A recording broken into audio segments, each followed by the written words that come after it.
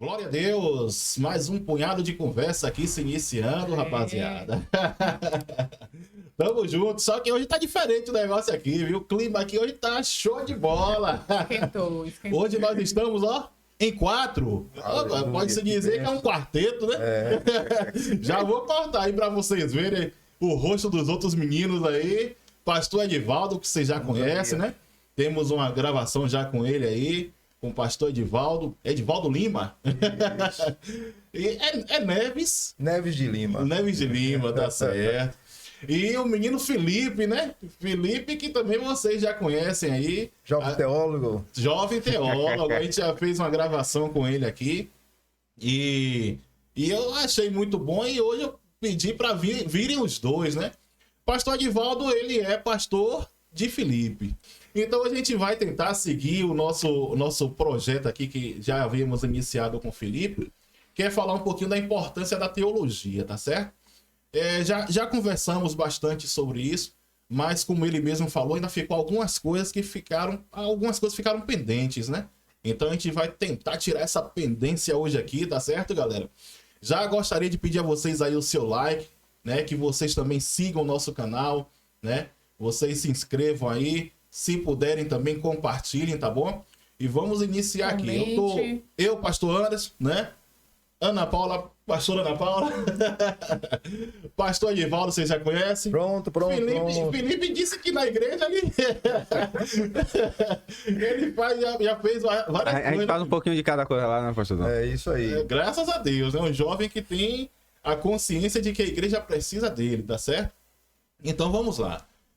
Como é que a gente vai iniciar hoje, Felipe? Tá na sua mão, viu? Tá em sua mão. Então vamos lá, provavelmente o pessoal já viu o vídeo anterior, né? Onde nós iniciamos falando um pouco sobre a importância da teologia, o que é teologia. Mas para quem caiu de paraquedas nesse vídeo aqui, já veio direto, é só falar um pouco sobre... Só falar que eu vou deixar um card, né? Pronto. Quem caiu nesse vídeo, é bom que assista o outro primeiro, tá certo? Aí depois você vem para esse daqui, porque esse eu tenho certeza absoluta que vai ser show de bola, viu? Vamos lá. A gente falou um pouco no primeiro vídeo sobre a importância da teologia, né? Falamos um pouco também sobre que aquela questão da discriminação acerca da teologia, por conta que as pessoas acham que teologia é como se colocasse Deus no centro, assim, a gente vai poder pegar nele. Então, há uma certa discriminação em si, né? Falamos um pouco também sobre que esses movimentos neopentecostais não é muito voltado para a parte do estudo, das letras e tal. Sim. Mas hoje vamos dar segmento. O primeiro ponto que nós trabalhamos naquela gravação foi que a teologia auxilia o crente no conhecimento de Deus. Falamos que a teologia, ela nada mais é do que um estudo acerca mental, né? De forma teórica acerca de Deus, mas que hoje nós vamos trabalhar um pouco também sobre a prática. Eu lanço pra vocês aí. Pronto. Se quiser acrescentar já alguma coisa, a gente vai bater nesse papozinho aí. É como eu falei, tá em sua mão. Tá certo, pastor Edivaldo? Shalom. Eu quero agradecer mais uma vez estar aqui, né, com essa turma tão maravilhosa e pessoas inteligentes, é bom demais que a gente aprende, né? Porque a gente é a média das 5 pessoas que a gente convive, né? Então aqui já tem 3, faltam 2 para eu estar crescendo aí mais e mais. Mas eu acredito que nossa conversa, né, esse punhado de conversa vai ser muito relevante, vai fazer sentido para quem está nos assistindo e com certeza o conteúdo vai ser muito relevante. E como o Felipe falou, como a teologia é importante, né? A teologia é importante. Ainda em alguns arraiais, em algumas comunidades evangélicas, que há um preconceito, uma discriminação, né? Mas não tem como você fugir dessa realidade. Teologia se faz a todo momento. Todo crente, todo cristão é um teólogo, queira ele ou não. O que a gente vai observar é se a teologia dele é boa ou ruim. Até citamos isso semana, né? Na gravação foi. Se a teologia dele é boa ou ruim, mas todos são um teólogo. Aquele lá que não sabe ler as escrituras, não tem o conhecimento como necessário, mas quando ele está ali falando de Jesus para alguém, nesse momento ele está fazendo teologia. Então a busca da teologia, do conhecimento, e a gente instiga os nossos liderados, as ovelhas da igreja, para buscar esse conhecimento bíblico, esse conhecimento bíblico saudável, porque há muitas teologias aí que a gente precisa observar que não é uma teologia saudável. E Paulo nos orienta a buscar essa doutrina, sã doutrina, a doutrina sadia. E é isso que a gente vai construir aqui para abençoar outras pessoas e com certeza tirar muita dúvida em nome de Jesus. Pronto, já pegando esse gancho aí, pastor Edivaldo, essa questão, né, que você falou aí agora sobre a teologia, que tem teologia que não é saudável, e justamente eu creio que muita gente, ela não fez a teologia com medo, sabe? Com medo de que ela queria aprender, que eu já ouvi isso, eu queria aprender mais de Deus, mas tinha medo de se perder ali em sala de aula. Por ouvir certas coisas, né? Certos professores que queriam ali impor aquela coisa toda. E eu gostaria que você explicasse pra gente aí essa teologia que não é saudável, né? Exatamente. Para que esclareça e o pessoal que está em casa tenha vontade de fazer o curso de teologia, tenha esse medo, né? Perca o medo, né? Tem esse medo, perca esse medo e vá atrás para conhecer mais de Deus, para ampliar seus conhecimentos. Então, assim, existe hoje várias teologias. A gente vê a teologia da prosperidade, a teologia da libertação, o liberalismo, que está muito forte, né, na Europa, Estados Unidos. Você percebe uma desconstrução da teologia sadia e as pessoas tomando outro caminho, jovens se afastando da fé, as pessoas perdendo a essência do evangelho por conta de uma teologia que surgiu chamado liberalismo, onde para eles a ideia de que a Bíblia não é a palavra de Deus, a Bíblia contém a palavra de Deus. E com isso vai desconstruindo muitas doutrinas que a própria palavra nos ensina para vivermos um evangelho mais eficaz, um evangelho mais genuíno, né? Como o apóstolo Paulo fala aos Gálatas. E essa teologia está nos alcançando, está chegando com força nos seminários. Hoje tem muitos seminários que trabalham com essa teologia do liberalismo, né? E muitos professores de teologia estão se dobrando a essa teologia. E essa teologia, no nosso ponto de ver, no nosso ponto de vista, não é saudável, não é sadia. E a gente precisa estar atento e mostrando aos nossos membros e às nossas ovelhas, liderado, a importância de buscar, de fato, uma teologia saudável, para que a gente possa distinguir no momento que aquela que não é saudável aparecer diante de nós, nós sabemos distinguir o que é boa e qual é ruim. É como sempre te falo, né, que você não precisa estar buscando conhecer a cédula, né, falsa. Você tem que conhecer a verdadeira. É verdade. Porque quando a falsa aparecer, fica fácil de detectar. Então, também a teologia. A gente precisa, nós temos, qual é o instrumento teológico? O maior instrumento teológico é a Bíblia Sagrada. É a partir da Bíblia. E ela foi escrita em línguas, o hebraico, o grego, né? A gente precisa conhecer e trabalhar essas questões com os nossos liderados, incentivando o estudo da palavra, para que isso possa levar essas pessoas a um entendimento e um discernimento tão eficaz que saiba discernir naquele momento que aparecer a teologia que não é saudável. Aproveitando esse ensejo do pastor Edivaldo aí, queria lançar para a importância, estamos aqui em dois pastores, e falar sobre a importância de o pastor ter um certo conhecimento bíblico, né?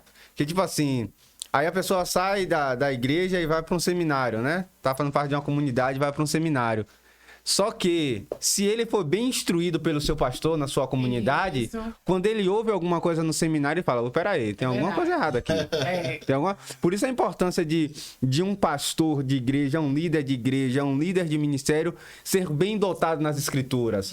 Não ser alguém que titubeia em dois pensamentos, não sabe meio o que está falando, de ser um dominador, de fato, das escrituras, né? Realmente. Porque quando uma ovelha sai da igreja e vai para um seminário, peraí, alguma coisa aqui tá errada. Exemplo, quando eu fui lá fazer o seminário, o meu primeiro professor, a primeira matéria, ele era de linha liberal. Isso causou um escândalo para as ovelhas que estavam lá presentes, que tanto que ele só deu uma matéria e foi expulso do seminário, né? Então, se a gente que tenha uma boa base bíblica, vindo de uma igreja que ama as escrituras, quando você chega no seminário e ouve alguma coisa que que não condiz com a escritura, peraí, meu pastor não me falou isso. É verdade. Né? A importância também da escola bíblica. A escola bíblica é um mini curso teológico.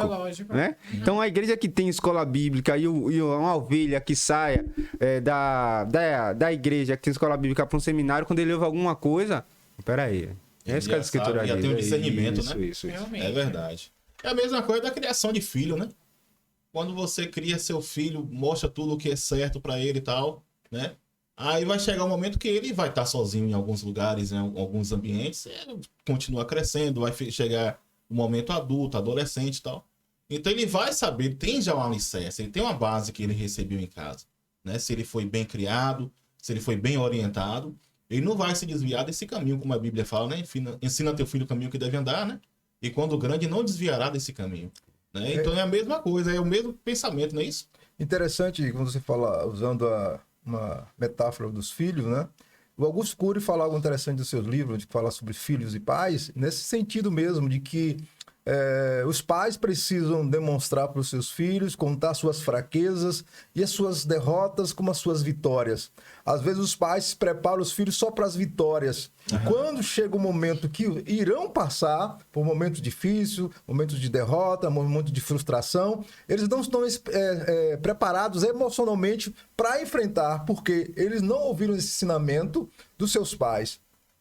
As pessoas mais apropriadas para ensinar os seus filhos são os seus pais. Então, a gente precisa aprender essas questões. E isso também, voltando para a teologia, os pastores, ontem mesmo na escola bíblica, eu falava, na verdade, na reunião de líderes, eu falava exatamente isso, que como nós valorizamos a escola bíblica, como nós queremos que os nossos membros, os nossos liderados, ovelhas, tenha uma doutrina saudável, um entendimento da palavra. Há muito discurso, há muitas coisas. Hoje, a gente, com o advento das redes sociais, você é jorrado o tempo todo informações, conhecimentos que distorce a sua realidade, né? Distorce mesmo. Tá lá, o agnóstico está nas redes sociais, o ateu está nas redes sociais, e a gente precisa ensinar mesmo com muito afinco, desejo, e para que essas pessoas que estão conosco entendam a importância da teologia para a igreja local, para a minha vida e para a construção, porque a teologia acaba também influenciando no meu comportamento diário, né? A teologia tem esse poder. Então, uma boa teologia vai levar cidadãos melhores, vai criar cidadãos, melhor dizendo, melhores para a sociedade ser transformada para uma sociedade melhor.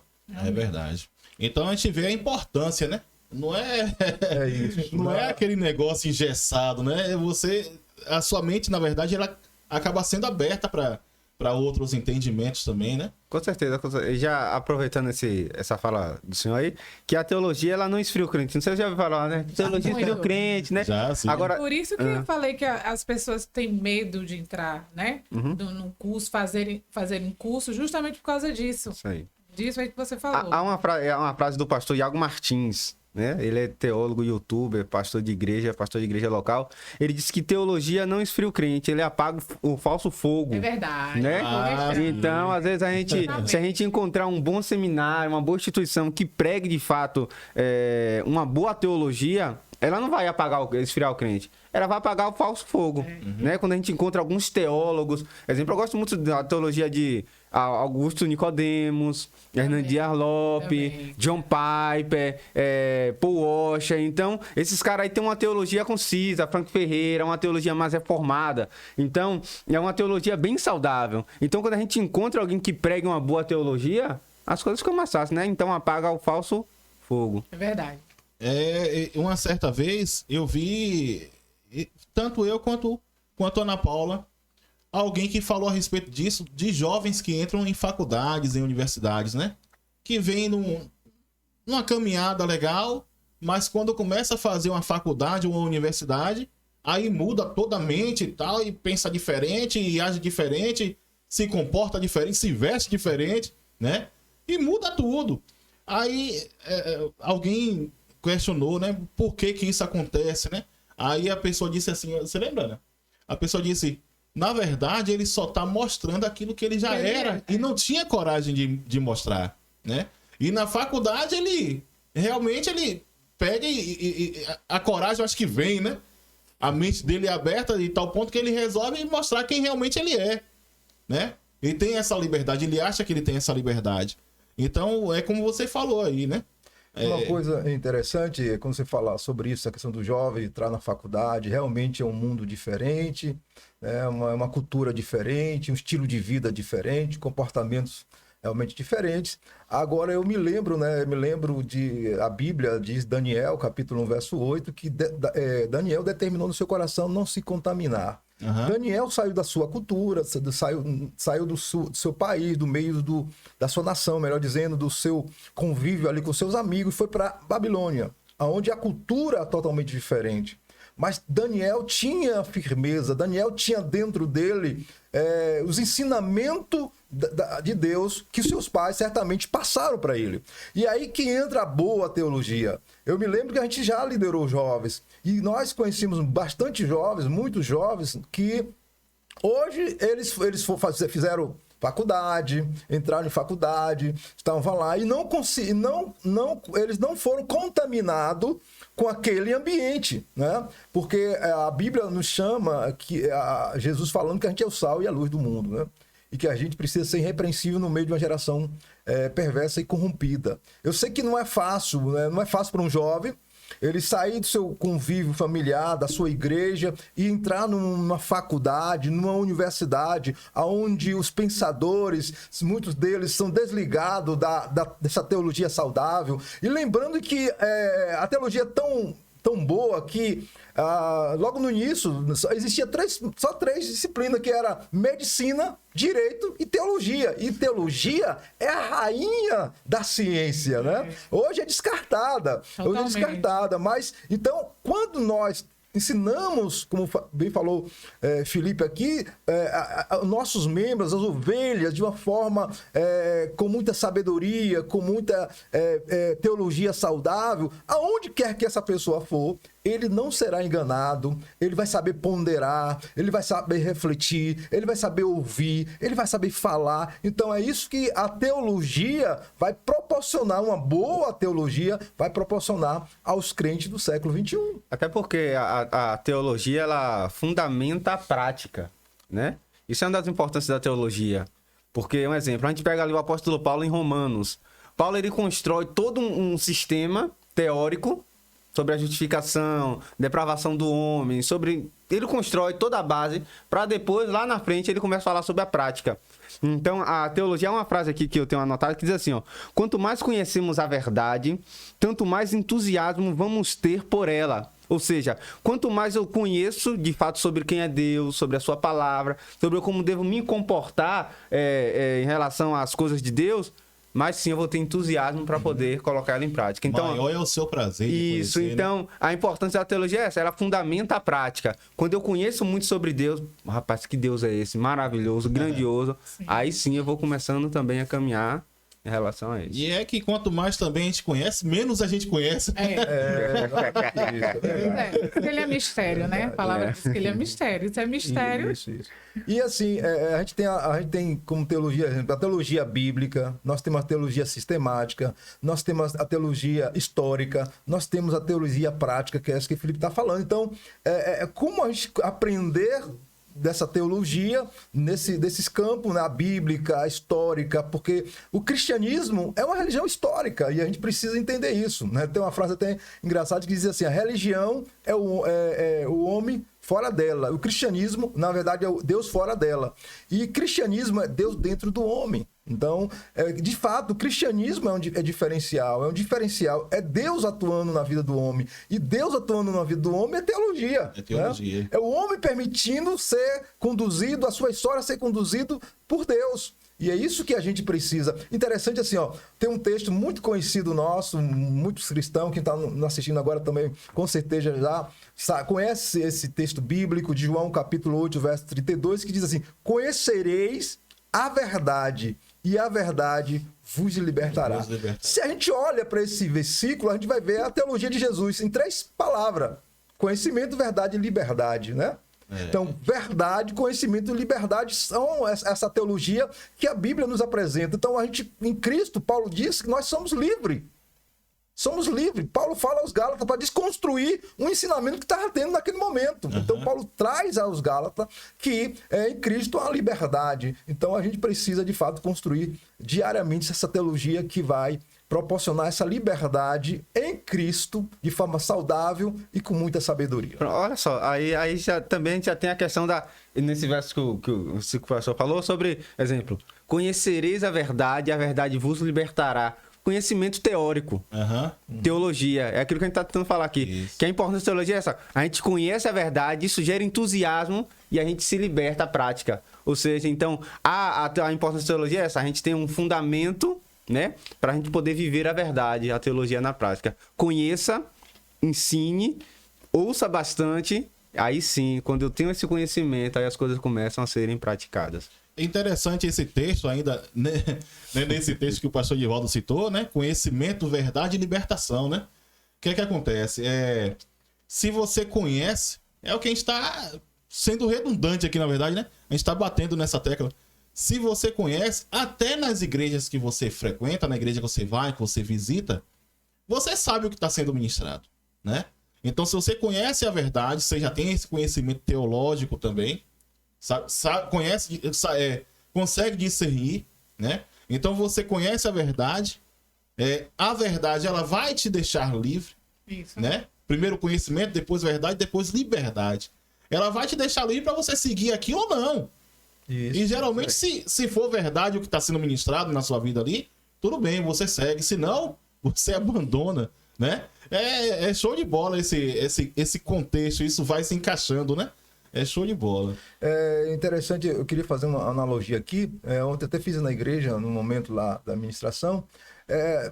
Vamos supor que a gente está num deserto. E nesse deserto nós estamos com muita sede, aquele sol causticante. E nessa caminhada nós encontramos duas placas. Uma placa está dizendo água a 500 metros. Na outra está dizendo, apontando em direção contrária, H2O a 200 metros. Eu perguntei, em que direção você vai? Em que direção você vai? A água a 500 metros ou H2O a 200 metros? Teve gente que falou 500 metros a água, mas outros falaram 200 metros H2O. Aí eu perguntei, por que você vai na direção da placa H2O a 200 metros? Aí todo mundo, porque é água. Então, você sabe que H2O é água porque você buscou o quê? Conhecimento. É verdade. A teologia é isso, é esse conhecimento. Quando as pessoas... Porque tem uma questão. Nós não queremos nos esforçar, né? Porque toda busca de conhecimento nos tira de uma zona de conforto. Sim, verdade. O nosso cérebro não quer que a gente aprenda. Ele quer nos deixar na zona de conforto. Ele vai dizer pra gente, pra que isso? Não precisa você buscar esse conhecimento, né? Você vai à igreja e pronto.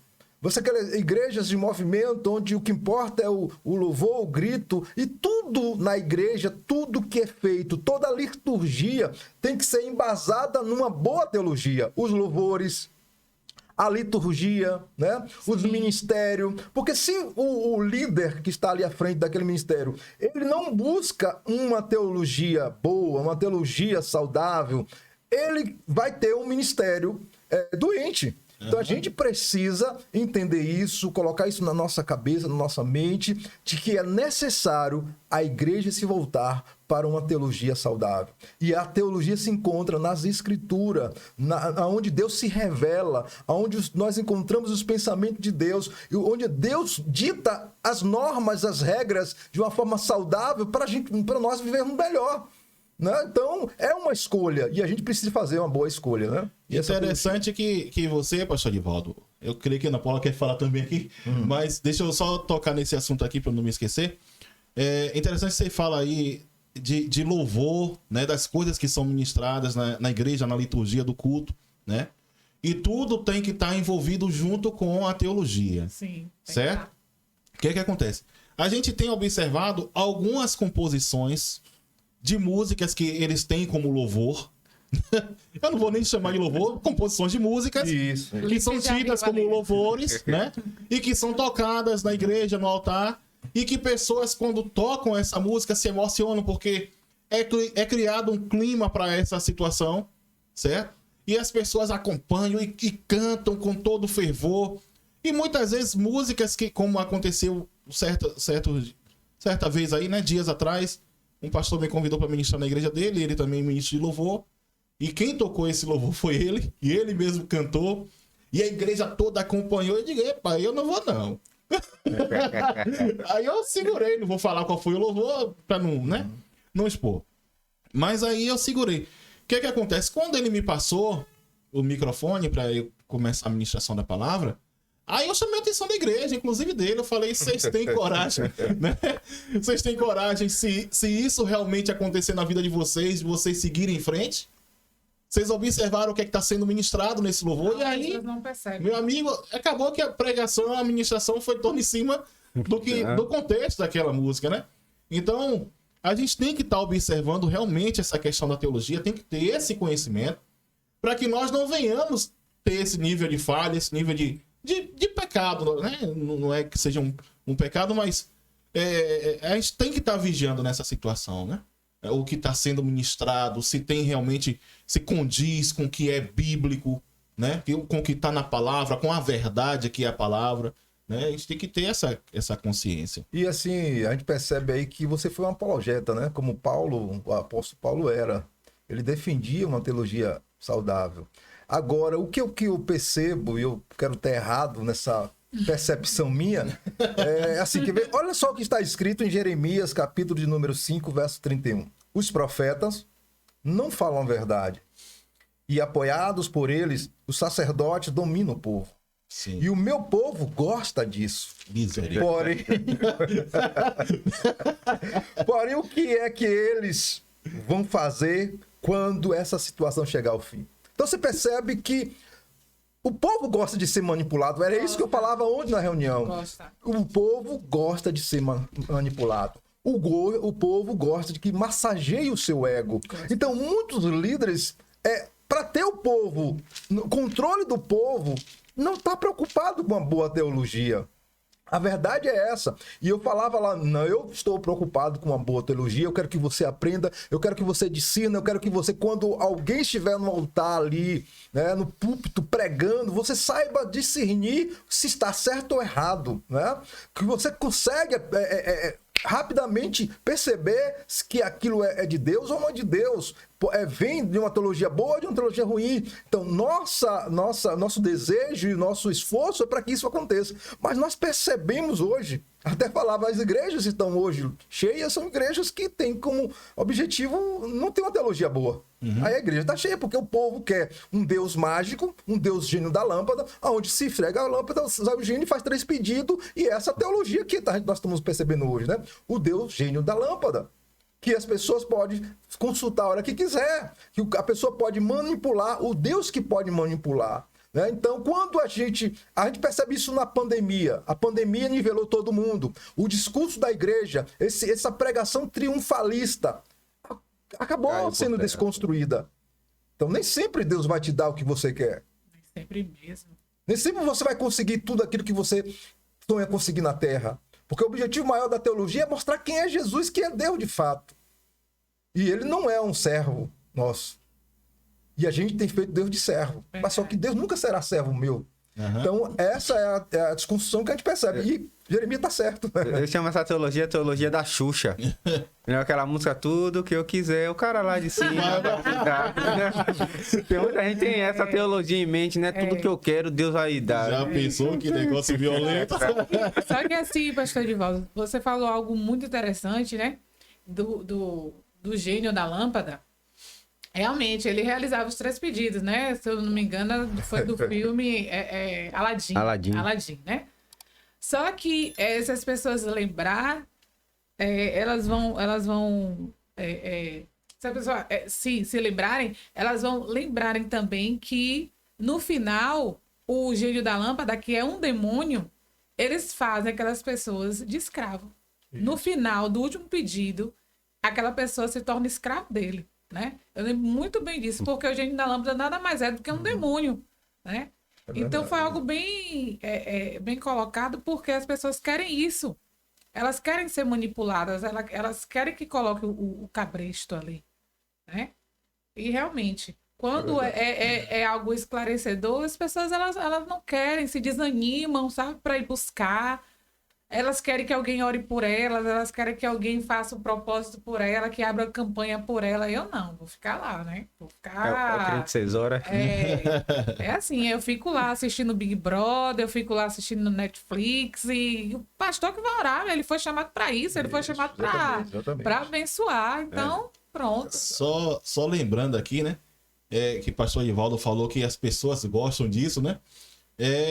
Eu tô observando que, na verdade, eu acho que é uma imaturidade, uma ingenuidade que existe dentro da igreja. A pessoa, quando vem para o evangelho, ela acha que quem tá lá na frente é santo, que não erra, que não peca. Isso. E aí ela resolve entregar o destino de sua vida ao pastor que tá sendo o ministro da vida dela e tal, né?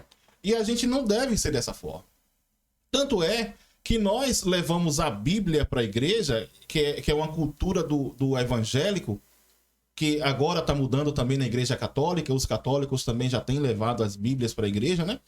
E já por isso, para poder você testificar o que está sendo falado, o que está sendo lido, o que está sendo pregado, você está acompanhando.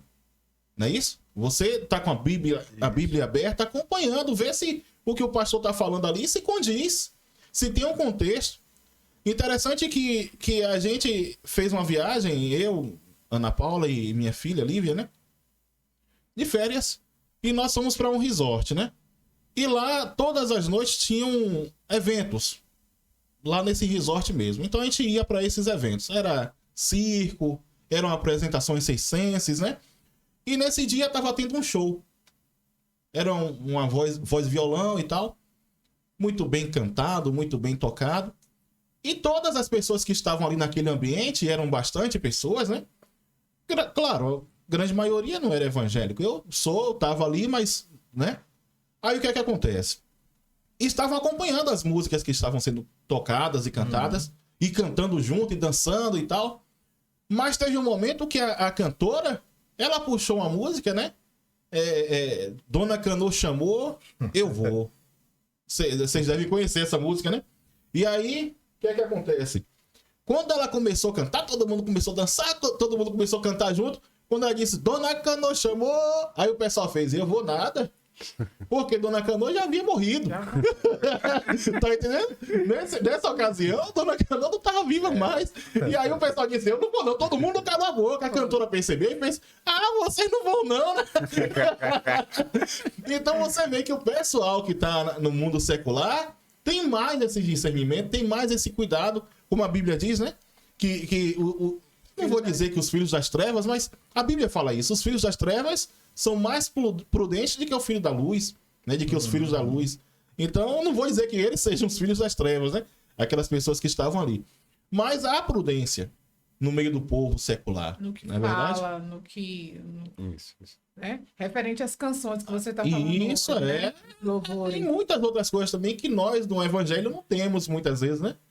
E uma coisa que a gente precisa observar, por exemplo, a reforma protestante, século XVI, né? Ela teve como alvo também a volta às escrituras. Sim. Só olha a escritura. Então, trazer essa escritura de volta e o povo ter acesso à escritura.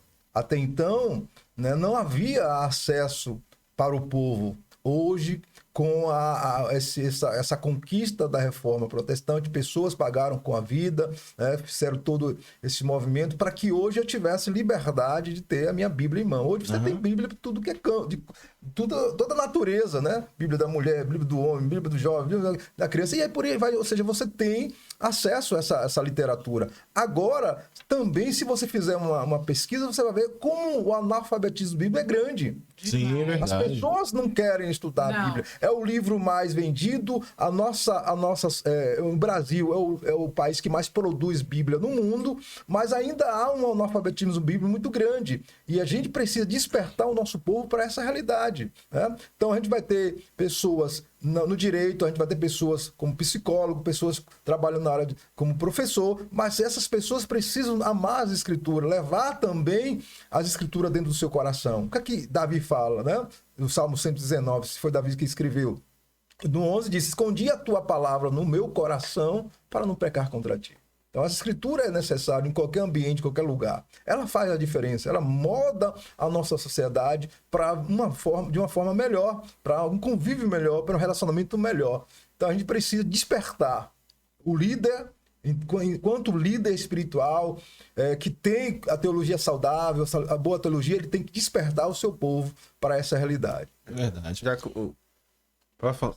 Não, pode falar que eu ia fazer uma pergunta a você, mas pode falar. Deixa eu só pegar o gancho do pastor aqui. Eu trabalhei na livraria evangélica, né? E o nível de pessoas com analfabetismo bíblico é imenso. Hoje as pessoas compram Bíblia muito por aparência. Eu lembro de uma cliente que ela comprou, ela falou, a Bíblia da mulher, né? A Bíblia bonita, né? Bem ornamentada, cheia de estudo. Ela falou, eu comprei uma dessa aqui, mas eu nunca li. Né? Diz que comprou por causa da beleza. Então eu falei, não, isso não pode acontecer, né? Então, as pessoas compram a Bíblia, o carro da beleza é grande, mas o manuseio que tem que ser, de fato, a prática, aí deixa a desejar. É a mesma coisa de deixar a Bíblia aberta no Salmo 91 em casa, né? Eu pegar o que você lembra. Uma irmã da nossa igreja, ela me perguntou, irmão Felipe, né? Me chama de irmão Felipe, né? Irmão Felipe, deixa eu perguntar a você, eu deixo a minha Bíblia aberta lá no Salmo 91 e acho que faz alguma diferença? Não faz diferença nenhuma, ela só vai estar lá sendo né? É como um amuleto, isso, né? Mas com todo carinho eu expliquei a ela, não, isso faz diferença nenhuma, o que faz diferença é a gente ler, praticar e tal, mas foi bem tranquilo. E voltando assim, falando do movimento da reforma protestante, hoje as universidades existem por causa dela, a escola pública por causa dela. Então, a gente percebe como a Bíblia também contribuiu para esse crescimento, esse avanço na ciência, na arte, em tantos outros campos da ciência que foi também provocado por essa volta à palavra de Deus, a Bíblia Sagrada, a teologia saudável. Então a gente precisa entender isso. E assim também, a gente está vivendo no século XXI, pós-modernidade, e tem alguns tripés ou pilares que muito definem o pessoal, o povo desse tempo, que é o hedonismo, o egoísmo e o narcisismo. Então esses pensamentos estão corrente, estão aí presente e acaba de alguma forma entrando, se fazendo presente, sentando nas cadeiras ou até nos púlpitos ensinando. Então as pessoas, a gente vê os crentes querendo prazer, muitos cristãos vivem do prazer. Não que seja errado você ter esse momento de entretenimento, não, mas a busca por isso acaba deixando de lado o mais importante. É aquilo que Marta estava fazendo, enquanto Maria estava ali aos pés de Jesus buscando uma teologia saudável. E a gente precisa ter esse discernimento, ter esse cuidado nesse tempo. É porque hoje o que eu vejo bastante, ouço, é o achologismo, né?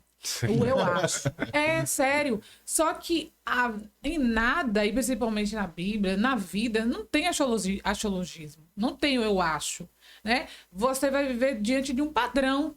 Então, o padrão vai quebrar o achismo, o achologismo, ou seja lá o que for. Porque se tem algo que é da teologia, a Bíblia prova, ela está aí para provar, né? Para concordar, para ser coerente com algum fato que esteja ali no movimento falando, como a gente falou agora das universidades, de ter Você aprendeu algo na escola bíblica, no seu líder, né, que está ali, e você chega na sala de aula, na universidade, ou se não no seminário, aí chega aquele professor com o achismo dele, só que não é dessa forma. E você vai ter que comprovar que está ali na Bíblia. Se ele acredita ou não na Bíblia, aí agora já é problema dele. Porque se eu compro um remédio, tem uma bula ali, aquela bula não foi escrita por acaso, aquela bula não foi escrita por qualquer um, foi escrito por uma pessoa que estudou, que fez por nenhuma pessoa, às vezes é um grupo de pessoas que estão ali, né? Aí a bula está dizendo que é para tomar aquele medicamento de 8 em 8 horas. Aí eu chego, não, eu acho que é bom tomar de 6 em 6 horas. Eu acho. É assim que as pessoas estão fazendo. É verdade. Né? Quer dizer, diante de pessoas, tem uma bula ali que você aparece um livro explicando tudinho ali, aí chega eu e não fiz nada. Não estudou nada. Não estudei nada sobre farmácia, sobre nada, não sei nada. A única coisa que eu fiz foi chegar ali, diante do balcão da farmácia, pedi aquele remédio, paguei. A única coisa que eu fiz foi isso. Só porque eu paguei, que eu tenho o direito de mudar aquilo ali. Eu que tome uma medicação dizendo que é para tomar de 12 horas. Eu que tome de 6 em 6 horas. Eu vou ver o resultado. E assim a gente está vendo o resultado aí. Não é? É verdade. E uma coisa interessante, assim, a gente percebe, na questão falando de teologia, né? Uma teologia boa, uma teologia bem formatada. Eu lembro do Mateus 22, 29, né? Capítulo 22, versículo 29, que Jesus fala assim: errais, não conhecendo as escrituras, nem o poder de Deus. Ele estava falando para quem? Ele estava falando para os religiosos, os que tinham essa escritura. Ou seja, se nós como líderes espirituais, enquanto líderes, pastores, que estamos ali para formar, que temos esse privilégio, essa honra de ser formador de opiniões, estar ali para ensinar o povo. Se a gente não buscar esse estudo, esse esmero nas escrituras, como bem a gente falou aqui, a Bíblia ele tem 66 livros, foram escritos em épocas diferentes, com uma língua que a gente não muito desconhece, o hebraico, o grego, né? Então a gente precisa se esmerar nas escrituras, saber o pano de fundo de cada livro, cada época e por aí vai, né? Enfim, mas a gente precisa, como líder, passar essa teologia, porque esse conhecimento de Deus de forma saudável é que vai fazer um bom cristão. Hoje a gente percebe, às vezes o cara cita um versículo fora do contexto, e ele se agarra àquela realidade que não é o que o versículo está dizendo, o que o texto está dizendo. Ou seja, a Bíblia diz, em Jeremias 1,12, que Deus vela para cumprir a sua palavra. Não a minha interpretação errada. Se eu tenho uma interpretação errada, é problema meu. Problema seu. Então eu preciso buscar a interpretação. E outra coisa que a gente precisa estar atento na teologia, porque assim, eu tenho as minhas experiências com Deus. Em um texto bíblico, eu tenho uma experiência com Deus. Mas a minha experiência não é a interpretação do texto. Isso. É a minha aplicação. Existe, como diz bem o reverendo Hernandes Adolfo, você tem que ler o texto, interpretar os textos e aplicar o texto. A aplicação pode ser individual. Eu posso estar lendo um texto aqui agora e fazer a interpretação e você aplicar de uma forma diferente da minha. Que não está errado a aplicação. É para você isso. Mas não é a interpretação do texto, porque tem uma interpretação correta. E a interpretação é única. Não tem duas interpretações. É única do texto. Uhum. Aquele texto foi criado, por exemplo, quando Mateus escreve o evangelho que leva o seu nome, ele escreve para os judeus. Então tem um contexto. Marcos para outra pessoa, para outro público-alvo, assim como Lucas e João. Então a gente precisa conhecer isso para que essa teologia seja uma teologia saudável e que realmente alcance as pessoas e elas cresçam numa maturidade de forma mais coesa e mais precisa e fundamentada na verdade, né? É verdade. A pergunta que eu ia fazer a Felipe, né? Você como jovem teólogo, você na igreja, no corpo da igreja, você lida com os jovens também e tudo, como você falou que faz parte de vários ministérios e tudo, né? Inclusive Ministério de Louvor. Como você tem visto, né? Como é que você observa os jovens te vendo como teólogo, se eles têm essa vontade também de começar essa caminhada, de fazer essa busca? Eu gostaria de ter essa visão sua, né? Era pra ele, né? Eu ia fazer a pergunta também. Então vocês dois falam, né? Não, tem outra. Deixa ele responder que eu tenho outra nessa base que eu já ia perguntar sobre isso mesmo. É porque eu acho que a visão de cada um de vocês vai ser diferente. Eu tenho um pouquinho de diferença em relação a isso, né?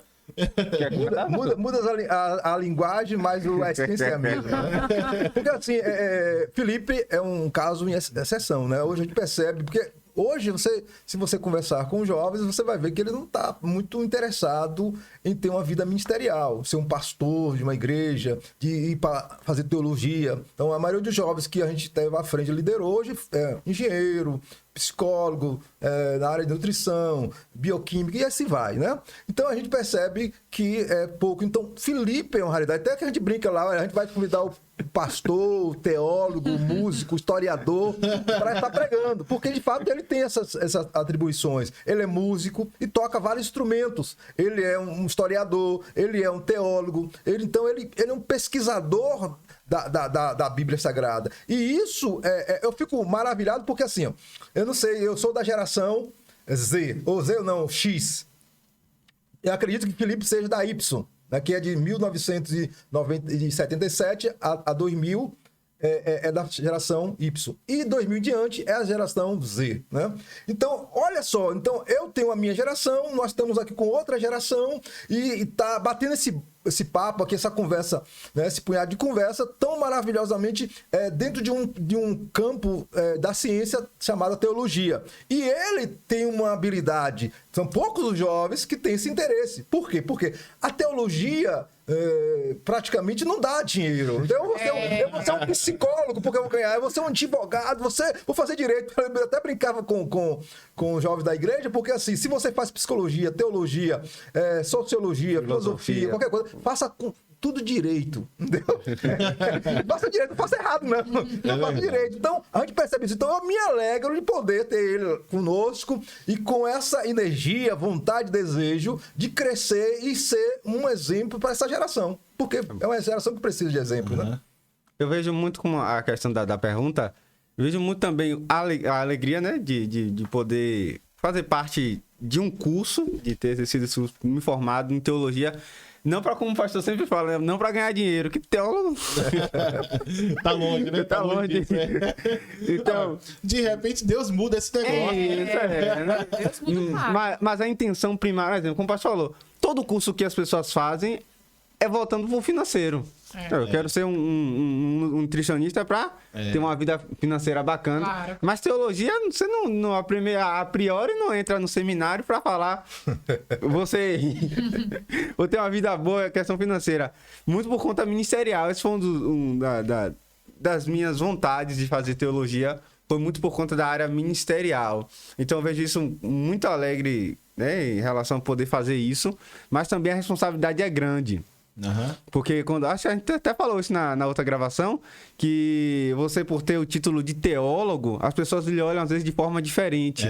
E a responsabilidade aumenta, né? Então, qualquer tipo de dúvida, ou então alguma outra coisa na área ministerial, perguntar quem? Perguntar o teólogo, o pastor da igreja, o líder. Então, de certa forma, eu acredito muito que... eu falo isso não com orgulho, mas com alegria no coração, de eu ser referência.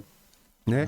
Recentemente, um rapaz lá da Igreja Batista Manuel do Caseb, ele mandou um áudio, né, perguntando: fala, Felipe, tal coisa, me deu uma orientação de um livro, que eu sei que você é a pessoa certa para isso.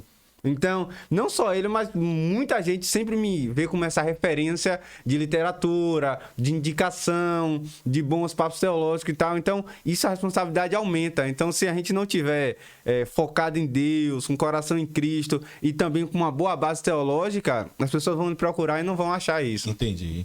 Mas e os jovens têm lhe procurado assim sempre para tirar dúvidas? Tem. Principalmente quando eu era lá da sede, né? Lá no Caseb. Agora a gente tá na congregação com o pastor Edivaldo.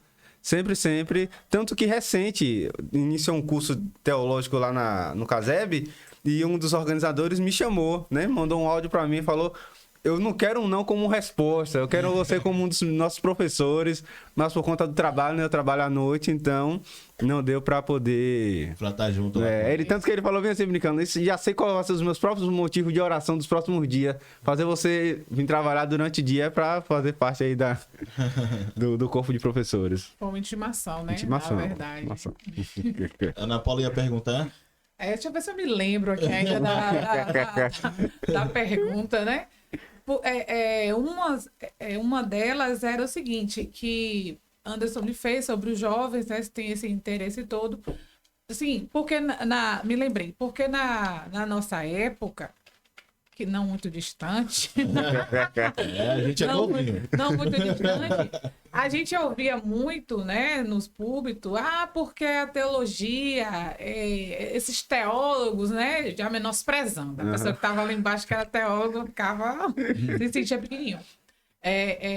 Se você ouve isso, né, no meio do jovem, da sua idade, sobre teologia, porque o que foi dito aí é que muitos não querem, devido porque não tem um retorno financeiro, né? Um retorno financeiro.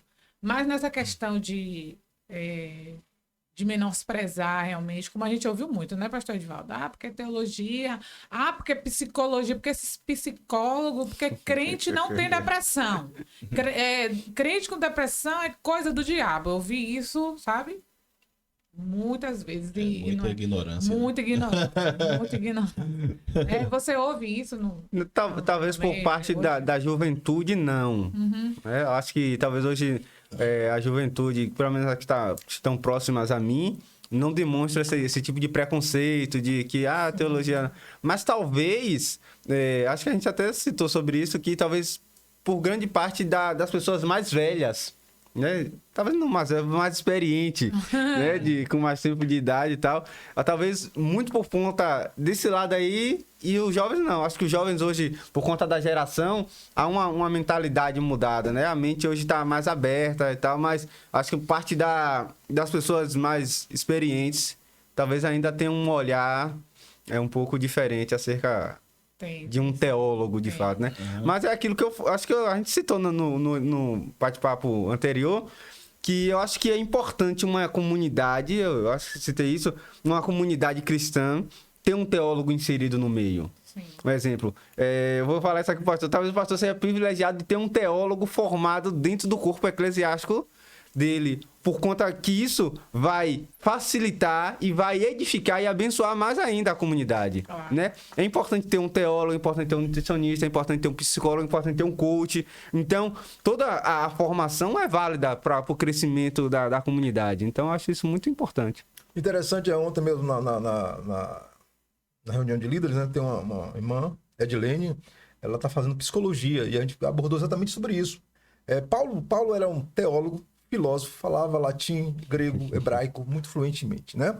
Então Paulo, quando ele se converte a Cristo, que ele tem aquele encontro com Cristo, ele diz que tudo agora ele convergeu para Cristo. Não é que ele deixou de atuar como teólogo, ele deixou de atuar como filósofo, mas ele sabia que tudo agora se voltava para Cristo. Então, todas as profissões, seja ela qual for, precisa se voltar para Cristo. Eu preciso ser... Exemplo, uma coisa interessante que Paulo fala sobre Lucas, o médico amado. Entendeu? Ele não era só médico, era amado. Eu preciso ser um teólogo amado, eu preciso ser um professor amado, que faz a diferença no contexto, né? Então, eu acredito nisso, que a gente precisa realmente dessa realidade, inserir essa realidade dentro da comunidade local, da igreja local. Uma coisa interessante que, assim, eu vou até fazer uma pergunta para Felipe aqui, talvez ele esteja com a mente mais fresca para nos ensinar essa realidade. Exemplo, nós temos o Apocalipse, tem as 7 igrejas de Apocalipse, e chega na igreja de Laodiceia, a gente vê uma igreja rica, próspera, né, bem-sucedida, mas a figura de Jesus está fora. Se Jesus está fora, a teologia dela não era tão legal assim. Ou ela tinha uma teologia bem construída, na qual, sei lá, Jesus, eu sei que Jesus não está inserido, me parece que Jesus não está inserido naquela teologia, é uma igreja local. E eu acredito muito que a igreja local é a menina dos olhos de Cristo. É tanto que ele está fora, batendo na porta, dizendo, eu estou aqui, eu quero entrar, porque ele ainda tem esse desejo de entrar naquela igreja, de fazer a diferença, de ser a teologia daquela... Aí eu queria perguntar para ele, como é que ele vê hoje a igreja local, né?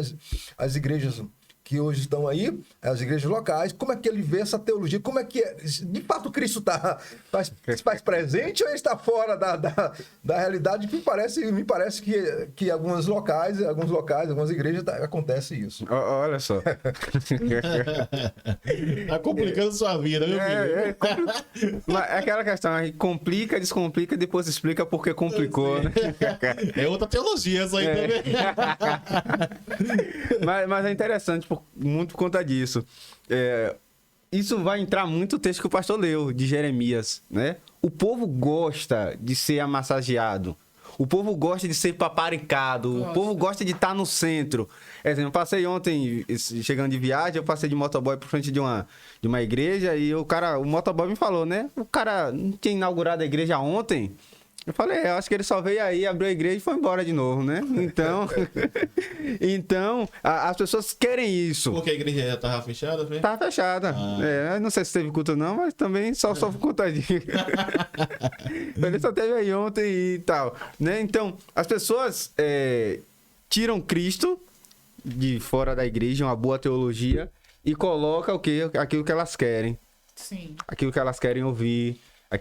Aquilo que é bom para elas, né? Então eu vejo muito hoje, de forma geral, as pessoas não querem, de fato, aquilo que está escrito, aquilo que é a teologia bíblica, aquilo que é a teologia de Cristo, mas sim muito movimento, sim muita ideologias, muito amacial de ego, isso. Então as pessoas querem isso, né? Então, talvez nessa igreja de Laodiceia foi isso que aconteceu. As pessoas estavam bem, ricas financeiramente, carro na porta, uma boa faculdade, mas o principal, que era Cristo, estava do lado de fora. É verdade. Porque é isso, uma das perguntas que eu vou fazer agora, né?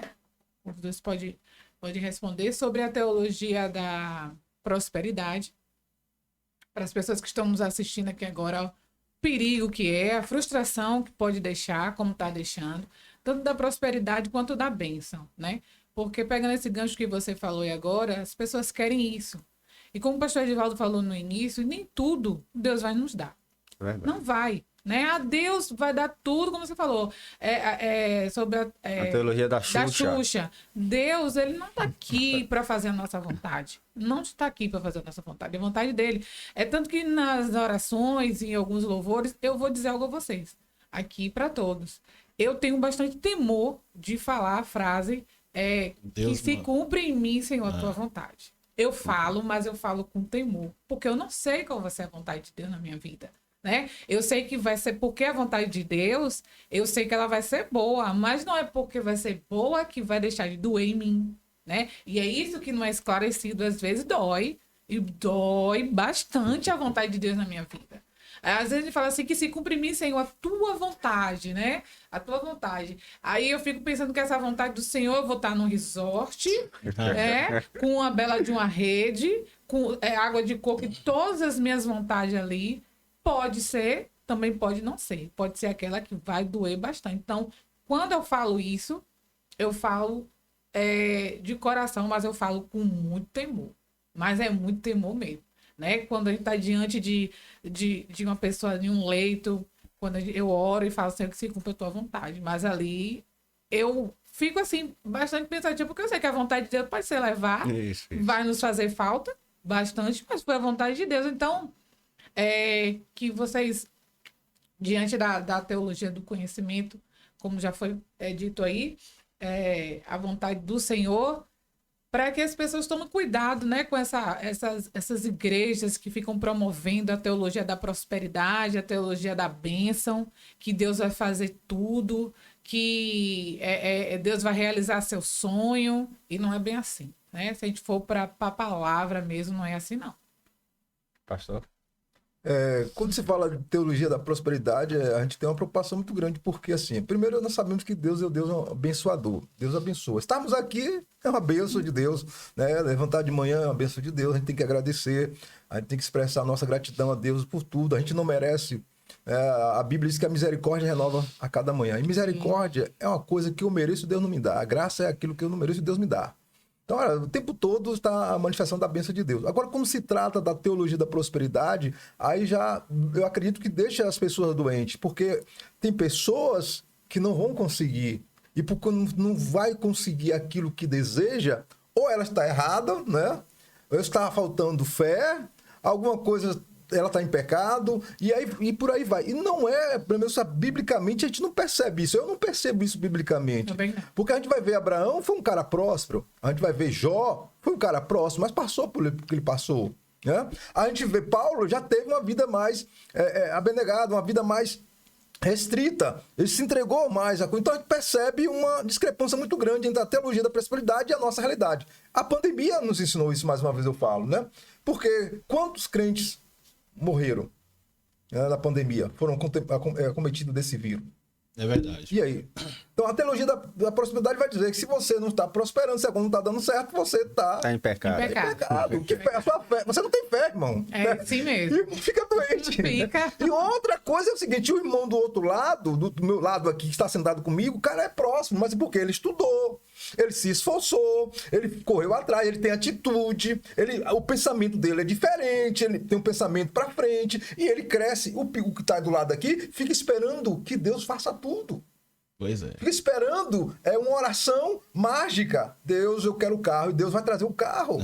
E não é assim. Então ele fica frustrado. E o outro está crescendo. Ele não percebe que aquele cresceu, seja no conhecimento, seja no material, no campo, sei lá, dos relacionamentos, porque ele teve atitude. Eu gosto muito dos livros de Josué, um livro de conquista. Mas antes de Josué conquistar tudo que conquistou, veio o capítulo 1 dizendo: esforça-te e tem bom ânimo. Ou seja, Deus gosta de pessoas que se esforçam. Eu quero estar perto de pessoas que se esforçam. Ninguém quer estar perto de alguém que só fica pensando, porque a ideia não muda nada. O que muda é botar a ideia em prática, né? É porque uma coisa é você colher Isso. e outra coisa é você receber, né? Então, quem colhe é quem plantou. Quem plantou. Quem teve a atitude de plantar, quem teve a ação de ir lá, de estudar, de correr atrás, ele vai começar a colher. Mas o cara que recebe é o que tá pedindo. Exatamente. Ele não plantou nada, ele vai ter que pedir a vida toda, né? Então, vai ter que estar com o joelhinho no chão o tempo todo, pedindo a Deus para dar, porque ele não plantou, mas ele quer receber. Eu lembrei até de uma história, né? Que o rapaz comprou uma fazenda e conservou os trabalhadores de lá, né? E ele chegou e chamou todos os trabalhadores e falou assim: olha, eu tô vendo a terra aí tá aí, a gente vai plantar, aqui dá feijão. Aí o cara falou: não, dá não. Aqui dá milho? Dá não. E aí tem a terra dá não. Aqui dá isso? Dá não. Aí eu, poxa, dá o que aqui? Aí ele falou: se plantar, dá. Se plantar, dá. Eles nunca plantaram. Querendo só receber da terra, não É complicado. Já que falou sobre, eu lembrei de um vídeo também sobre essa questão de se esforçar, né? E de receber quem pede e tal. O vídeo é um rapaz, né? Tá filmando um carro lindo, se eu não me engano é uma Porsche da Ferrari. E o cara pergunta: rapaz, como é que eu faço pra ter um carro desse? O jovem que tá dentro do carro, né? Fala: rapaz, eu sou herdeiro. Aí o cara vai e pergunta: e seu pai? Como é que fez pra receber? O cara falou: rapaz, eu sempre vi meu pai trabalhando, dando duro, mas isso aqui é benefício do meu pai, né? Eu sou somente herdeiro. Então a questão da conquista de Josué, né? De se esforçar e tal. O herdeiro não se esforçou. Não. Foi o pai. Mas ele viu o pai se esforçando. Inclusive o herdeiro não sabe nem quanto custa. Né? Eu acho melhor quando você é recompensado por aquilo que você guerreou, por aquilo que você lutou. Valoriza mais. É. Você conhece, você sabe o valor que aquele negócio ali tem. Isso é verdade. Entendeu? Ainda que continue sendo bênção de Deus. Porque mesmo assim, você lutando, você plantando, você pode não colher. Então, se você está colhendo, é permissão de Deus, é bênção de Deus. Então, você tem que entender isso também. Né? Ainda que você tenha plantado, não é pela força de seu braço, não. Deus está lhe abençoando nisso. Verdade. Entendeu? Então, isso não tira o mérito de Deus em nada. Mas você viver o tempo todo dependendo do que os outros estão plantando para colher e conseguir lidar. Isso. É complicado. É isso que eu não entendo, é isso que eu não aceito. Entendeu? Verdade. Porque, exemplo, eu estava indo para casa de meu irmão, né? Aí eu passei na rodovia e vi um senhor, um senhor, né? Ele tem na faixa de 50 e poucos anos. Bem arrumadinho, certo? Barba feita, tudo. E com a placa, dizendo que estava passando por dificuldade, né? E que tinha uma mãe idosa e que precisava que as pessoas dessem a ele dinheiro. Aí eu encontrei com esse rapaz também. Repare. Isso na sinaleira, eu parei, né? Aí eu fiquei lendo a placa e disse: poxa, eu podia até dar uma força a ele, mas realmente não tava com nada, aí acabou que o sinal abriu, né? Aí eu fiquei com aquilo na mente, não esqueci, não. Na outra oportunidade que eu tava indo pra casa de meu irmão, isso já uns 20 dias depois, ó o cara lá de novo. Eu digo, peraí, né? Porque, ó, veja bem, eu posso estar errado nessa minha linha de pensamento. Mas, se ele tem coragem de arder no sol o dia todo com uma placa, ele também tem coragem de chegar, pegar um pacote de água mineral, né? E vender. Eu podia estar naquela situação dele ali? Podia. Porque aquilo é para qualquer um. Mas eu posso garantir a vocês que eu só ia fazer o pedido do dinheiro no primeiro dia. Quando eu saísse dali, eu já ia comprar um pacote de água mineral. No outro dia, eu podia estar no mesmo ponto, vendendo agora água mineral. Porque para mim é mais digno de que pedir. Você tá entendendo? Isso mesmo. Então, meu amigo, eu fico observando esse tipo de coisa. Trabalho tá difícil? Tá escasso? Tá, sim. Dificuldade tá para qualquer um. Mas se a pessoa tiver um pouquinho de ânimo, né? Ela vai fazer algo que vai dignificar mais ainda a vida dela, de que é simplesmente só pedir. Entendeu? Então, exatamente. Tem essa questão. A gente tá falando de teologia, tem a ver, né? É prática, é prática. Porque não é a vontade de Deus para a vida dessa pessoa. É isso. É teologia. Né? Isso é um sistema que implantou isso para que ele fizesse dessa forma. Uhum. Porque esse rapaz, se eu não me engano, também encontrei com o Regiane ontem. Eu falei com o Regiane mesmo assim. Ontem não, no sábado, eu falei, será que ele usar a tática de vender uma bala, alguma coisa, não sairá melhor? Porque essa já parece que já é passada. Exato. Eu tô precisando de um recurso para minha mãe, tenho 2 filhos. Será que usar uma outra tática de vender e mostrar a placa continua lá, agora só que ele está vendendo. Então a pessoa vai se compadecer e vai comprar aquele... Uhum. Agora, só dar, talvez não seja tão legal assim, né? É verdade. É verdade, né? É o fato do que a gente está falando aqui sobre essas teologias, né? De bênção, E eu não sei se é uma coisa só minha, que eu já prestei atenção, que já é assim a crítica, né, da minha parte, porque você vê que pouco se fala de Deus ou do ato de Jesus. Traga roupa, traga foto. A gente vai orar para o seu carro novo, apartamento novo, porque nós vamos orar aqui e vai acontecer. Aí não coloca um texto bíblico, não fala de Jesus ali naquela parte, que Jesus vai fazer, que Jesus vai transformar a sua vida, né? Agora, cadê a teologia do perdão? Cadê a teologia do arrependimento? Cadê a teologia do você deixar que morrer o velho homem e deixar ele morto ali realmente para que ele não ressuscite? Porque querendo ou não, todos os dias ele quer, né? E cadê essa teologia? Não é verdade? É verdade. Porque eu não vejo uma campanha para pedir perdão. Eu nunca vi um subir de monte para você perdoar, para liberar o perdão, porque não é fácil. Realmente precisa de uma campanha, né? O que é essa campanha? Essa campanha vai fazer com que eu decida. Talvez o que eu esteja falando aqui, mas eu falo assim, você fazer uma campanha com você mesmo. Não, eu vou decidir isso na minha vida. Eu vou liberar o perdão, eu vou pedir o perdão. Eu não vejo isso, a campanha é só para bens, só vem a nós, só bens. E esses bens é como a gente já falou aqui, para que, na maioria das vezes, é só para mostrar ao próximo que pode, né? Pedes e não recebe, porque pede mal, pede para o seu próprio deleite. Né? Vou perguntar para vocês dois aqui, como é que funciona na teologia, né? Vocês que são conhecedores e tal. A questão da revelação.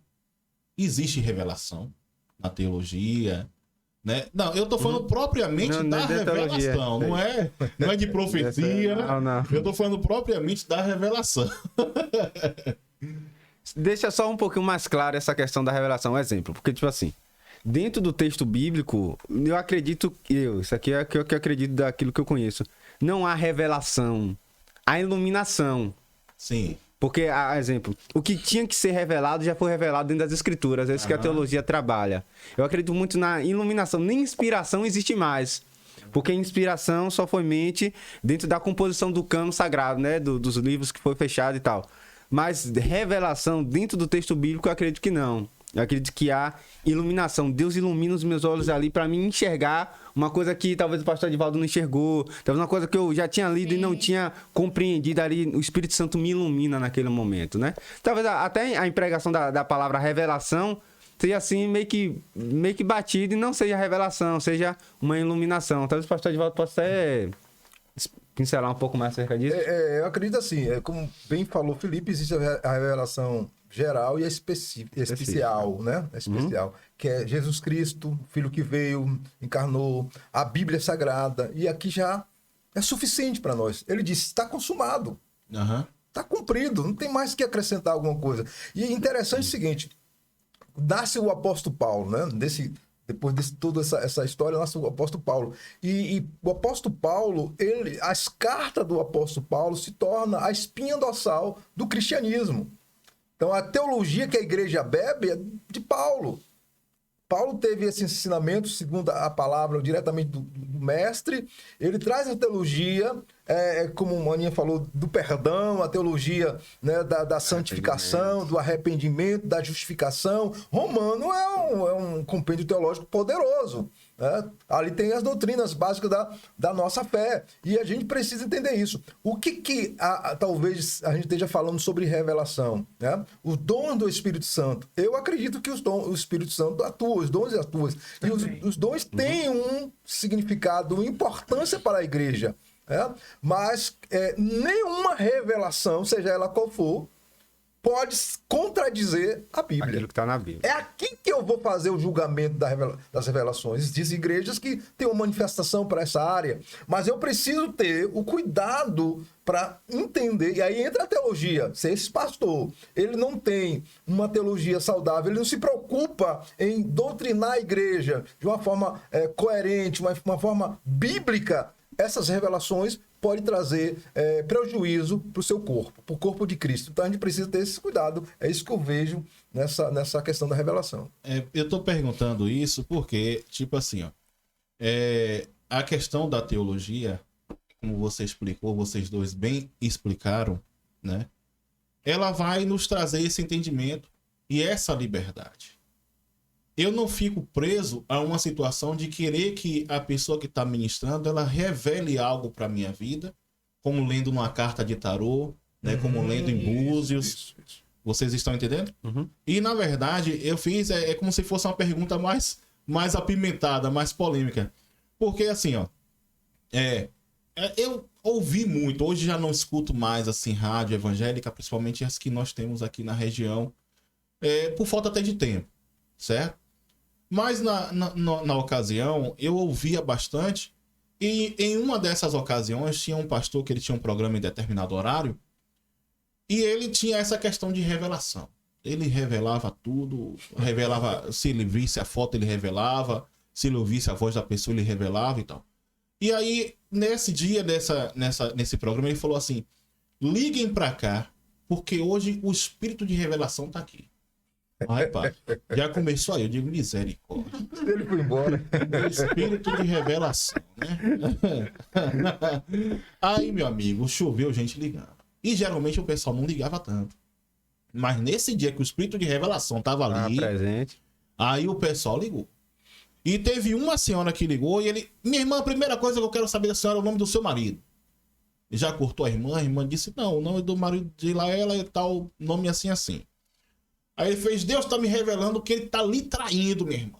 Sério? Mas isso não vai ficar desse jeito. E a irmã ficou calada do outro lado. Nem ele falou. Quando ele acabou de falar, a irmã disse, agora, pastor, eu quero entender como é esse negócio, porque meu marido já tem 15 anos que morreu. E de lá pra cá eu não tive mais marido nenhum, né? Aí, meu amigo, eu vi o negócio ficar sério. Né? Eu digo, rapaz, que negócio violento. Pastor, antes, assim, ó, olha, eu tô na igreja ou em qualquer outro ambiente pregando a palavra. Poxa, eu tenho conhecimento que todo mundo passa por problema, né? São diversos problemas. Se eu citar um problema ali, talvez a pessoa esteja passando. Sim. Isso não é uma revelação, isso é uma dedução inteligente minha, que na hora dali eu falo, tem alguém aqui triste? Tem alguém com problema financeiro? Certamente vai ter, porque a gente está vivendo uma crise onde muita gente tem problema financeiro, né? Tem gente que está precisando colocar gasolina no carro, né? Tá caro. Então, pode ser que vai ter, né? Tá com o carro parado na garagem. Então, tudo isso são coisas coerentes que...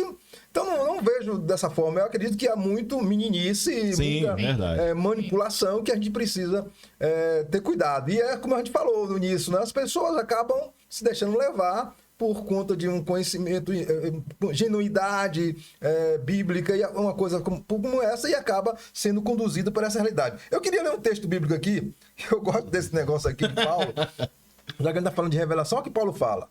2 Coríntios, capítulo 5, verso 14 e 15. Porque somos dominados pelo amor de Cristo, tendo por nós, pois reconhecemos que um homem, Jesus Cristo, morreu por todos. E o que quer dizer? Que todos tomam parte da sua morte. Ele morreu por todos, para os que vivem não vivam mais para si mesmo, mas vivam para aqueles que morreu e foi ressuscitado para a salvação dele. A teologia de Paulo.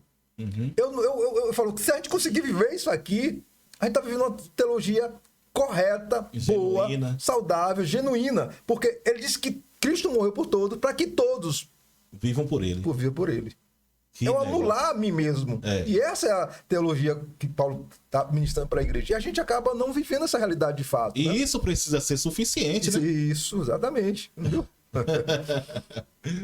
Só pegando esse gancho aí da pergunta sobre a questão da revelação, né, ainda nessa linha de pensamento, eu já vi igrejas que o momento principal não era a ministração da palavra, era o pós-palavra com o pastor da revelação. Sim. Né? Então as pessoas, na hora da palavra meio murcha assim, mas na hora que eu terminar a ministração, que quero chamar à frente aqui vocês, assim diz o Senhor, para isso, para fulano, para ciclano, era um momento que aí todo mundo sai da igreja, rapaz, o culto foi abençoado, viu? Então... Muito forte, né? Muito forte. É com isso que a gente precisa ter cuidado, porque isso não liberta e nem salva ninguém. Não. E o pessoal acha que isso é um culto de libertação. Né? Ah, eu vou no culto que é de quinta-feira, é o culto de libertação. O culto de tal dia é o culto de libertação. Aí você vai ver o culto de libertação que essas igrejas têm, lotados. Isso. Aí se tiver um culto no domingo, que é o culto da família, já não tá tão lotado, né? É o culto da palavra, é o culto de escola bíblica, já não tá tão lotado. Isso. Verdade. Mas o culto da revelatória... Vou nem chamar de revelação, revelatória. Não vou muito longe, porque eu estava cuidando de uma pessoa, né, que o casamento dela não estava indo bem. E ela sabia que o marido tinha um amante. Aí a amante ficava provocando, ligando, dando mensagem nas redes sociais, aquela coisa toda. E aí ela gostava desse lado, desse meio de revelação. Desse segmento, né? Desse segmento dessa revelação que não está na palavra, né? E era mais parecendo uma mesa de tarô, de búzios, essas coisas. E sempre essas pessoas falavam que esse marido dela ia morrer, que Deus ia botar na maca, que era uma coisa assim, era uma tragédia. Era um filme de terror, né? Aí uma vez eu cheguei para você, minha irmã, por que você não faz o seguinte? Ela estava tão atormentada nesse dia. Eu falei, se você não faz o seguinte, você sabe o nome dessa amante do seu marido? Sei. Pega, senta, conversa com Deus, começa a orar por essa pessoa. Fale o nome dessa pessoa. O semblante dessa mulher caiu assim na hora de tristeza. Ah, como é que pode? Eu falei assim, minha irmã, não sou eu que estou falando, não, é a Bíblia. Jesus diz que é para a gente orar pelos nossos inimigos. É verdade. Né? Comece a orar, não comece a acreditar nesse tipo de coisa, não, que você fica ouvindo o tempo todo essa revelação, porque a revelação é que um caminhão vai pegar o seu marido, que ele vai aparecer aqui na maca, que tá vendo um caixão e que... Era tanta coisa que eu não aguentava mais ouvir aquilo ali, sabe? De cuidar. Então, você vê que o tipo de revelação, é assim, revelação terrorista, né? Verdade, porque, como eu tava falando, se uma pessoa dessa que tem esse interesse, essa vontade só de ir na igreja para que as revelações sejam expostas ali, se você fala assim, olha, minha irmã, eu estou vendo aqui, Deus me mostra aqui que você tem que pedir perdão, que você tem que limpar o seu coração, você tem que perdoar, que você tem que mudar, você tem que deixar aquele marido que não é seu. Essa pessoa nunca mais volta na igreja. O culto já não é bom. Não é bom. Ela nunca mais volta ali. Mas se a revelação for para massagear o ego, como a gente está falando aqui, estou vendo aqui que Deus vai lhe dar um carro. Essa pessoa está toda errada, né? Ela tem um marido que não é dela, como a Bíblia fala, tem um marido que não é dela, tem olho nas coisas dos outros, e ali fala assim, olha, Deus está me mostrando aqui que aquele carro que você quer, você vai ter o carro que ela quer, o carro que ela está em mente é o carro dos outros, né? De fazer alguma coisa errada, algum golpe, é o carro dos outros. Aí ali aquela palavra tá falando ali que ela vai ter o que ela quer, que Deus vai realizar o desejo do coração dela. O desejo do coração dela já é tomar o marido da outra. E ainda coloca lá nas redes sociais, né? Deus é fiel. Deus é fiel. É assim que a gente tem visto. Então, é esse tipo de coisa que as pessoas têm que tomar cuidado. E isso aí não vem de Deus. É verdade. Isso não vem de Deus. Tem um texto tá catando ele aqui, lá em Lamentações de Jeremias. Lamentações é um livro maravilhoso, maravilhoso. Jeremias dizendo, né, se derramando diante do Senhor, e tem um determinado momento que Jeremias diz que se o povo tivesse sido confrontado pelo pecado, talvez não estivesse no cativeiro. Né? Então, a importância de a gente ser confrontado, de ouvir a verdade, de ser pregado uma boa teologia, de falar sobre arrependimento, sobre renúncia, porque se a gente é confrontado, se a palavra é ministrada, se uma teologia é bem propagada, as coisas pra gente mudam. Ainda que doa, mas... Eu lembro de uma história, né, de um evangelista. Ele estava evangelizando e deparou com o jovem e começou a ministrar o jovem. E nesse momento de evangelismo, ele deu uma Bíblia ao jovem. E falou para o jovem assim, ó, você lê a Bíblia porque ela vai te ajudar, ela vai falar sobre você, com você, Deus vai se revelar a você e tá certo. Ele pegou a Bíblia e levou. Passado algum tempo, aquele evangelista encontra com aquele jovem.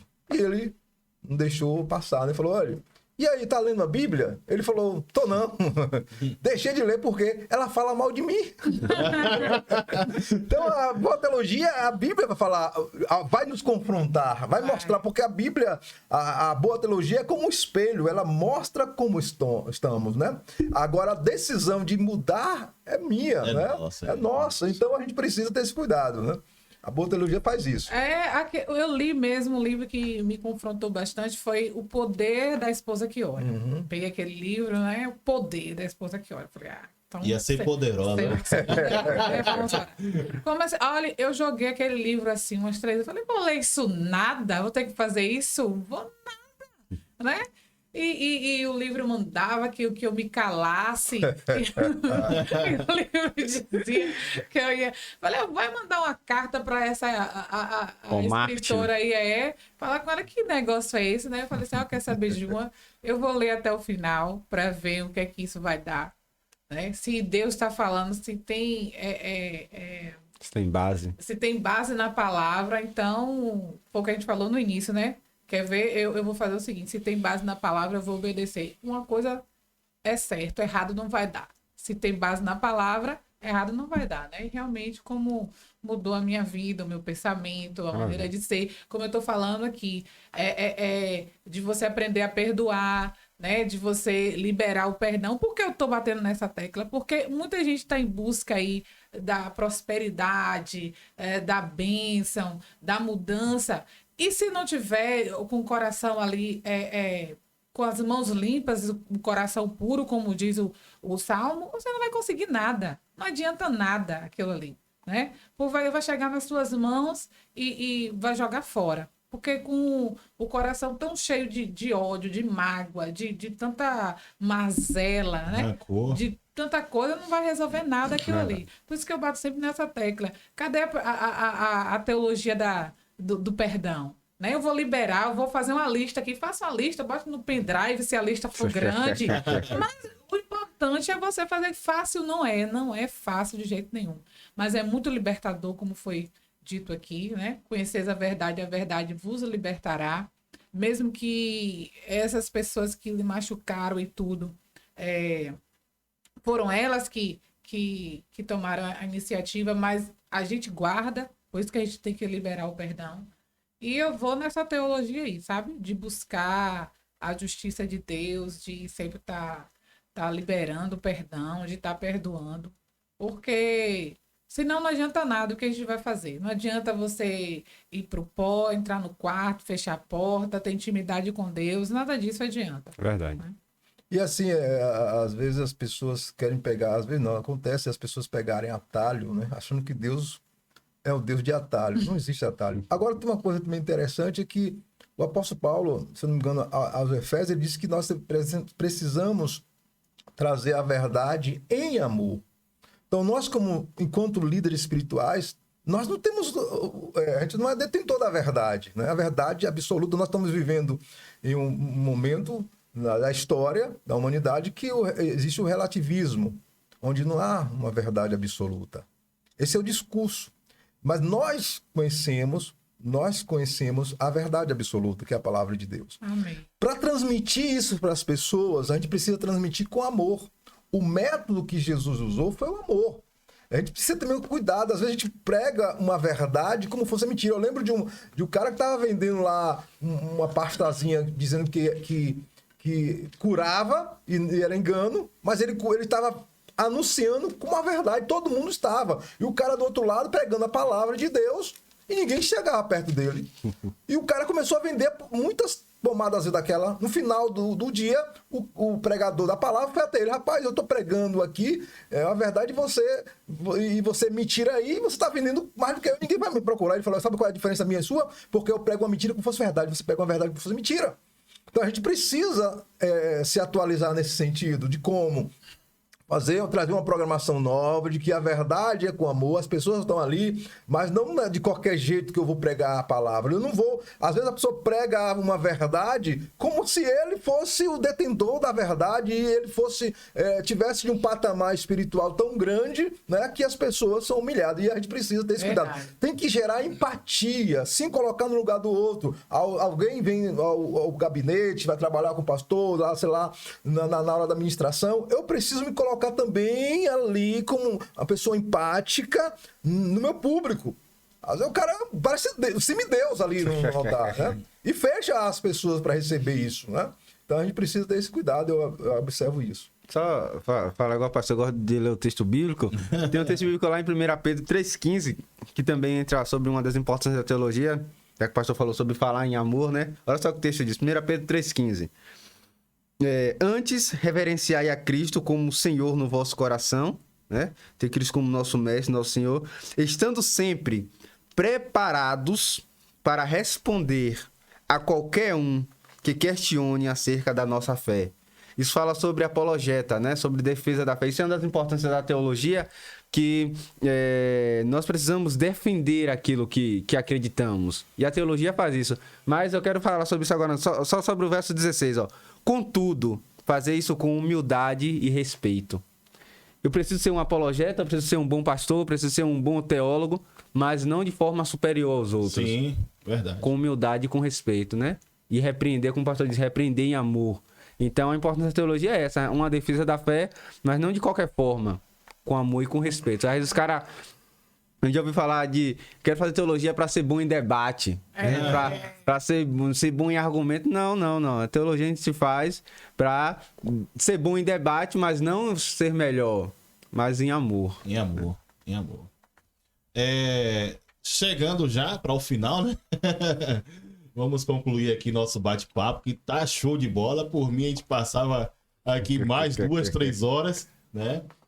Mas realmente temos outros compromissos também ainda hoje. E já agradecendo o pastor Edivaldo, agradecendo a Felipe, agradecendo a Ana Paula, tá certo? Estamos aqui. Agradecendo a cada um de vocês que tem nos acompanhado, né? Em todos os podcasts, em todos os punhados de conversa nossa aqui. E tem nos acompanhado até aqui também, né? Nesse punhado de conversa. Eu gostaria de ainda pedir que você deixe seu like aí, se inscreva se não é inscrito e compartilhe, tá bom? Pedir também que você siga, né, as redes sociais aí do pastor Edivaldo, do Felipe, né? Agora apareceu ali, ó, lipe.ribeiro.silva, né? É do Instagram, né? Isso. Então siga lá, tá certo? A do pastor Edivaldo vai aparecer também aí, né? É de Lima Coach, underline coach, né? E pastor... Nery. Pastor Ed Neves. Ed Neves, né? Então, sigam aí. Eu vou colocar também na descrição, tá certo? Para vocês poderem seguir direitinho. Deem esse apoio a esses meninos. Eles são merecedores, têm buscado fazer diferença no meio do povo de Deus, tá certo? Você, pastor Edivaldo, tem alguma coisa que você gostaria de falar, que não pode deixar sem falar? Eu quero apenas agradecer por esse momento, essa conversa tão maravilhosa, esse punhado de conversa, né? E estamos sempre disponíveis, à medida do possível, para estar aqui também, né? Porque a gente é mais abençoado quando nós estamos tratando de assunto tão relevante. E gostaria de finalizar a minha fala com um versículo de Jeremias 29:13. Buscar-me-eis e achareis, quando buscar de todo o nosso coração. Amém. Então, a teologia saudável é quando a gente busca Deus de todo o coração. Verdade. Felipe. Verdade. Só acrescentar também e fazer a fala do pastor Edivaldo sobre agradecimento, né? Agradecer a Deus por essa oportunidade. E no nosso primeiro vídeo, tá aí quem é o pastor Edivaldo, que eu sempre citei, né? Verdade. Quem assistiu o primeiro vídeo, viu o quão eu citei o pastor Edivaldo, então é ele, eu me sinto, aproveitar que ele tá aqui e dizer que eu me sinto honrado de ser pastoreado por ele, estar próximo a ele, ser ovelha dele, estar ali na comunidade cristã na Bessa Emanuel, fazendo parte dessa comunidade e abençoando o povo de Deus. Amém. Pastor Edivaldo, que nós gravamos, né? Foi quem estreou aqui o estúdio, né? Quem estreou esse canal conosco, né? E na ocasião nós falamos sobre fidelidade, não foi? Foi. Show de bola, aquela gravação, aquele um punhado de conversas. Já tá postado aí, tá certo? Pastor Edivaldo Lima, né? Um punhado de conversa, é o 01. É o 01. E Ana? Não, só deixar eles falarem sobre a igreja, né? Os dias de culto, os horários. Pode falar aí, pode ser à vontade. A escola bíblica dominical, quem ainda não pode entrar no seminário, né? Quem sabe, né? Que a gasolina tá. Mas tem a escola bíblica dominical, como foi dito aqui, né?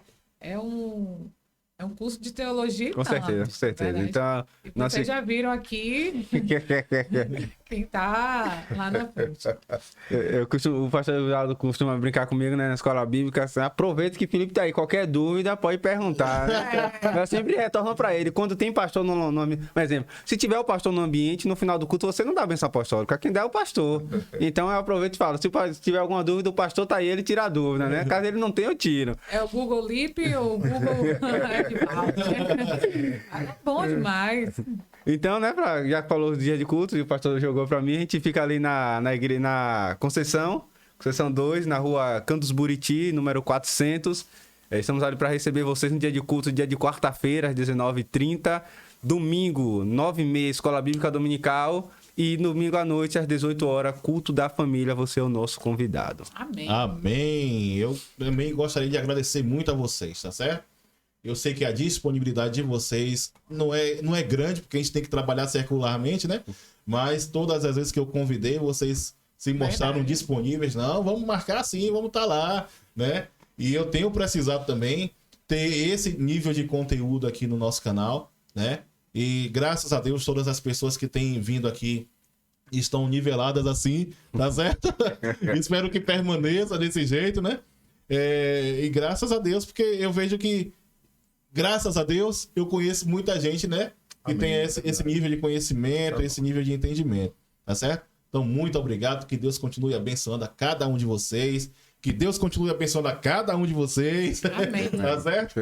E sigam a gente aí, tá bom? Valeu!